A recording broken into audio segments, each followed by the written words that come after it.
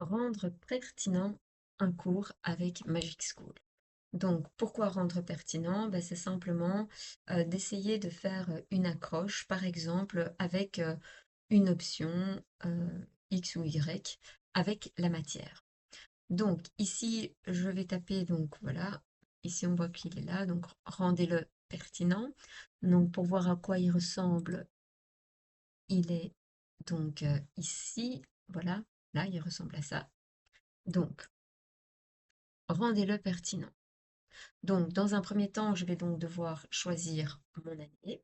Alors, ici, moi, j'ai prévu donc la 11e année. Donc, la 11e année, ça correspond à la 5e secondaire. Donc, ici, je fais pour, par exemple, tout ce qui est 5P, 6P. Donc là, je vais mettre ce que j'enseigne. Donc, je dis que c'est la formation scientifique dont le chapitre porte sur les oxydoréductions. Et puis, il va falloir décrire les élèves. Et là, c'est vraiment important de bien expliquer aussi les contraintes que Magic School va devoir prendre en compte quand il va vous proposer des exemples pertinents. Donc, par exemple, ici, je dis que ce sont des élèves de 6e dans un enseignement professionnalisant en fédération Wallonie-Bruxelles. Donc, je l'ai mis 2 fois. Donc, de Belgique. Donc, je spécifie bien le pays.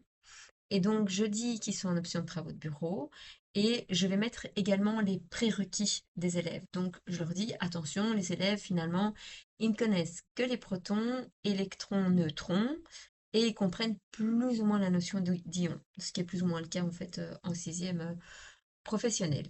Et donc là, je vais donc générer et Magic School va donc me proposer des ateliers liés aux oxydoréductions, donc dans la vie quotidienne donc d'un bureau. Alors ici, j'ai mis pour option travaux de bureau, mais on aurait très bien pu dire, tiens, dans la vie quotidienne des élèves. Donc ça, il y a vraiment aucun problème.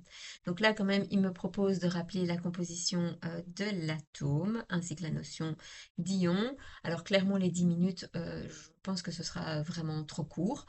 Mais en tout cas, il va falloir le rappeler, ça c'est sûr à 100%, pour asseoir en tout cas les notions des élèves.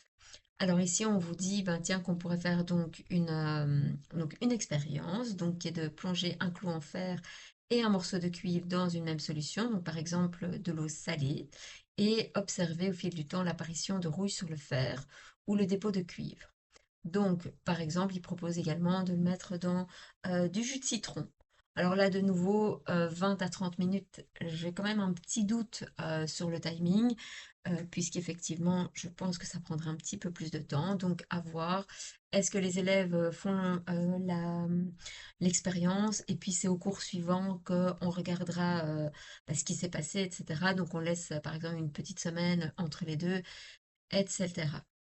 Donc, ici, par contre, ce qui peut être intéressant, c'est de dire, ben voilà, demander aux élèves d'énoncer 2 recommandations pratiques pour un local de travaux de bureau. Par exemple, ben, faire attention au taux d'humidité pour les équipements métalliques, ranger les outils pour réduire la corrosion, etc. Bon, ici, normalement, on est dans un bureau fermé, ça ne devrait pas poser de problème. Alors, donc, ici, on vous dit effectivement que le niveau requis minimal, c'est quand même de connaître l'atome et les ions. Alors ici, il parle d'un mini-projet, donc par exemple, ben, de référencer dans le bureau tout ce qui a besoin de piles pour fonctionner.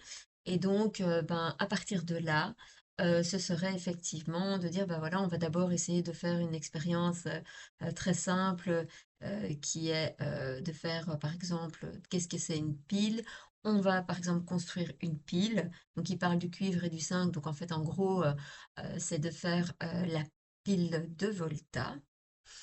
Donc voilà. Donc bah, ici, le prof doit effectivement savoir ce que c'est et éventuellement d'aller chercher comment construire euh, une pile de Volta. Donc voilà, et donc ici, effectivement, alors là, assez rapidement avec la pile de Volta, on va voir la corrosion. Et donc là, effectivement, on va pouvoir mettre en place des observations. Euh, donc voilà. Et donc ici, de nouveau, il se demande en 5-6 phrases comment expliquer le fonctionnement d'une pile à un collègue non spécialiste, etc., etc. Donc voilà, donc ici ils vont proposer des petits groupes, alors, enfin des petites activités. On est clairement OK que le prof doit repasser derrière. Le but c'est de donner des idées et donc clairement on va pas pouvoir appliquer ça comme ça. Donc voilà.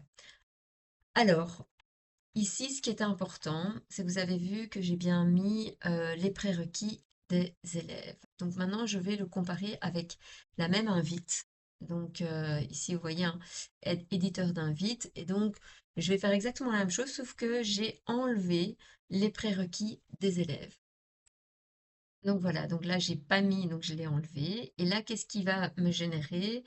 Directement, il va me dire reconnaître un couple d'oxydants et de réducteurs dans un exemple concret, écrire une demi-équation électronique simplifiée, expliquer les conséquences pratiques, corrosion, perte d'efficacité des piles, etc.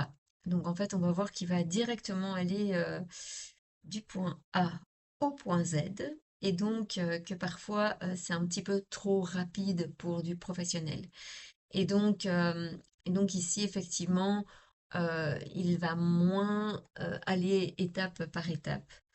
Donc voilà. Mais par contre, il va de nouveau continuer à proposer des exemples de pertinence, comme relier la chimie à la sécurité et à l'économie d'un lieu de travail de bureau. Euh, donc voilà.